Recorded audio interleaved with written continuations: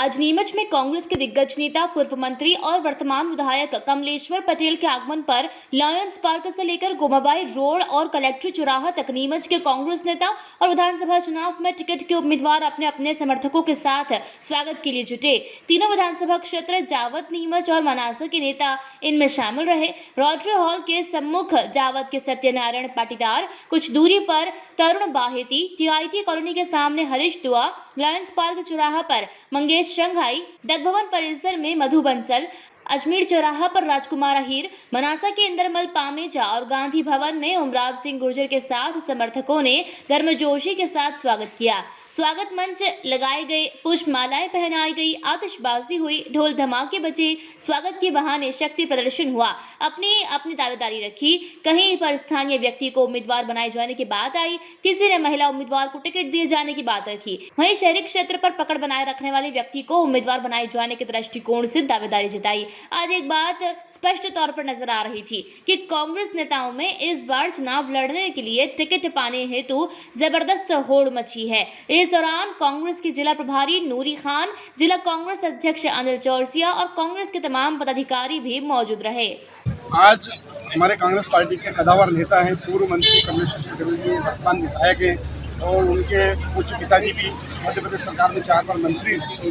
तो ऐसे कदावर नेता आ रहे हैं, इससे उनके उनके आने से कांग्रेस में मजबूती मिलती है। और आज जो समय है उसमें युवाओं को रोजगार की सबसे बड़ी तकलीफ आ रही है और युवाओं को रोजगार उपलब्ध, इसके लिए ही अब कांग्रेस पार्टी एक बहुत बड़ा अभियान चलाने वाली और प्रयास कर रही है। आपका स्वागत किस तरह से हो रहा है?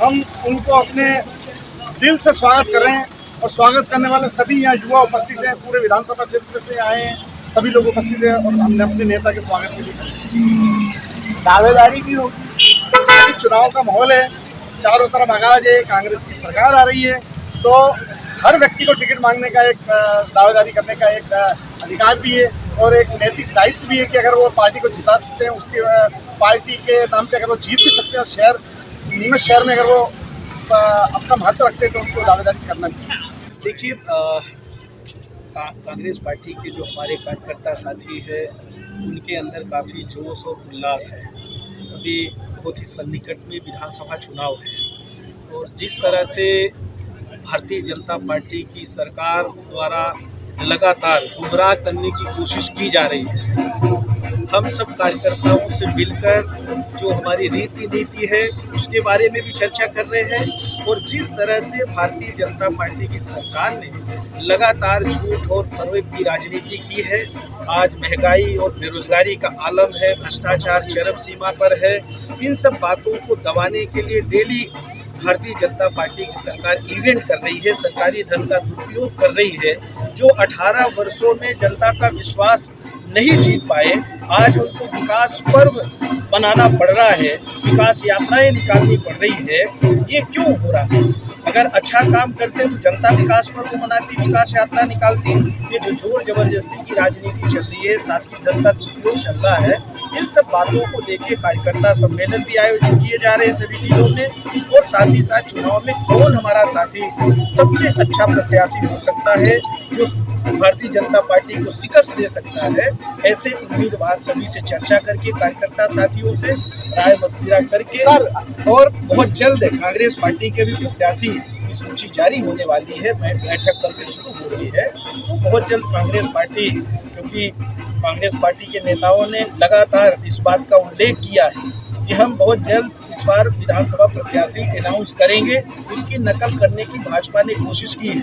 अभी विधानसभा चुनाव है भाई साहब, आप एक तरफ तैयारी कर रहे हैं, कांग्रेस मजबूती की बात कर रही है, कार्यकर्ताओं का आपने देखा जावत विधानसभा को लेकर, समुद्र पटेल जिसको आपने पहले कहा था गद्दारों के साथ गए, सरकार गिराई, उन लोगों को वापसी लेना कमलनाथ जी की क्या मजबूरी है ऐसी? कोई किसी की कोई मजबूरी नहीं है। कोई अगर गलती नामा पे अगर माफीनामा करता है, अपनी गलती को स्वीकार करता है, माफी करता है, तो कोई देशद्रोह का काम नहीं किया था। गलतियां सबसे होती है। अगर वो कांग्रेस पार्टी की विचारधारा को फिर से स्वीकार कर रहे हैं तो उनका सभी साथियों का अभिनंदन क्या विरोध कर रहे हैं? कोई विरोध नहीं है। उनका विरोध है कि ऐसे व्यक्ति को चुनाव में उम्मीदवार नहीं बनाया जाए। सिर्फ ये विरोध है, स्थानीय होना चाहिए। उनकी भावनाओं को शीर्ष नेतृत्व और जो हमारी स्क्रीनिंग कमेटी की बैठक होगी, स्क्रीनिंग कमेटी के चेयरमैन, प्रदेश के प्रभारी, प्रदेश अध्यक्ष, इनको सबको अवगत कराएंगे कि कार्यकर्ताओं की भावनाओं का सम्मान करें। बाकी कोई लड़ाई नहीं सर, कोई गुटबाजी नहीं है। इसी बहाने हमारे कार्यकर्ता सड़कों पे भारतीय जनता पार्टी के नेताओं को ये बता रहे हैं कि हम कमजोर नहीं है। हम अपने नेता का अभिनंदन तो कर ही रहे हैं, पर साथ साथ हम कांग्रेस पार्टी का झंडा लेकर सड़क पर हम कार्यकर्ता सम्मेलन के लिए भी जा रहे हैं। कोई गुटबाजी नहीं है। जिसको भी पार्टी टिकट देगी सारे लोग मिलकर लड़ेंगे। हमारी लड़ाई भारतीय जनता पार्टी की सरकार से है, भारतीय जनता पार्टी के नेताओं से है, भारतीय जनता पार्टी की विचारधारा से है। हमारे कार्यकर्ता नेता सब एक होकर लड़ेंगे और जीतेंगे। 170 से ज्यादा सीटें हम जीतेंगे। जितने भी सर्वे की भी रिपोर्ट आ रही है, भारतीय जनता पार्टी बौखलाहट में है। आप अंदाजा लगा लीजिए इतनी जल्दबाजी क्यों हो रही। टिकट कोई असर नहीं पड़ेगा। 1000 रुपए दे देने से क्या 1200 रुपए में जो सिलेंडर मिलता है उसका रेट कम हो जाएगा।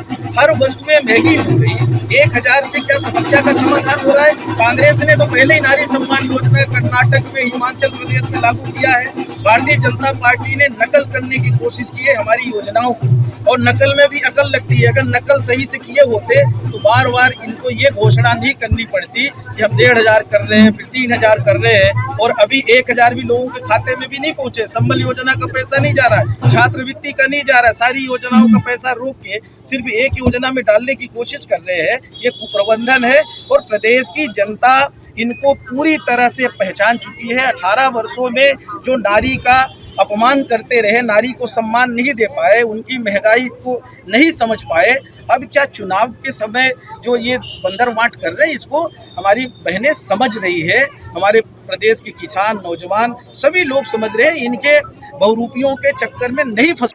नीमच से अब्दुल अली रानी के साथ पवन राव शिंदे की रिपोर्ट।